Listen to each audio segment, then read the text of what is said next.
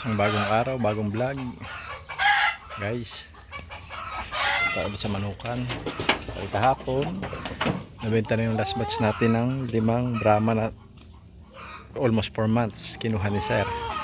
Nagtingin-tingin siya dito sa ating mga alaga at sabi niya baka babalik siya sa Lunes. Kukunin naman niya tong mga alaga nating Shamo.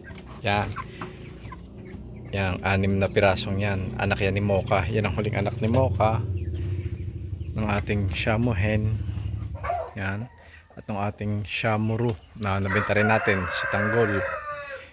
Ko na rin yan, kukunin daw ni sir sa Lunes pagkagaling niya sa mga appointment niya. Kaya mag-a-adjust tayo. Ubos na yung ating mga Brahma na 3 batch. Mag-a-adjust tayo, magsisimula na ulit tayo mag-breed.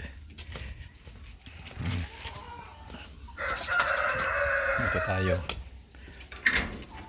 Ito, breed natin yan. Si Mira, yan. Yan si Mina, yan. Si Mara, si Mari. Yan. I-breed natin sila para makapag-produce ulit tayo ng mga bagong sisiw. Yan, update natin ito sa ating mga Indian Yugat. Yan, ang lalaki na nila, maghahalos mag-performance na sila sa July 5. Yan, laki nila oh. Lalo na yung isang brown na yun. Laki niyan. Laki niya oh. Sa 4 na magkakapatid, isa lang ang naging hen. Buti na lang may isa. Tapos yung 3 na yan. Kaya mag-aayos muna tayo ng brooding pen. Hiwalay natin yung mga gagawin nating breeder. Ito ang gagamitin uli natin. Ito, si Max. Ang ating yan, Blue Brahma. Ayusin ko lang yung pen at papakita ko sa inyo mamaya para makapagsimula ulit tayo breeding. Ayan na po, nailipat na po natin yung magkakasama. Ito, anak po to ni Mira at ni Max. Yan, bale patatlo, padalwa. Ito naman, yan, ito na po sila ngayon. Yan na, Max. Tapos si Mira, yung original partner niya, yung nanay ng Blue, at saka ito.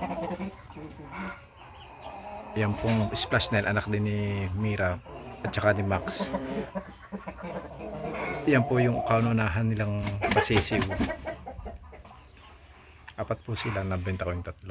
Yan. Sisimula na po ulit ang breeding. Tapos itong crossbreed, native at heritage. Mukhang kukunin din yan ni sir. Kung papakyawin ni sir yan, magsisimula na ulit tayo mag-breeding ng asil naman.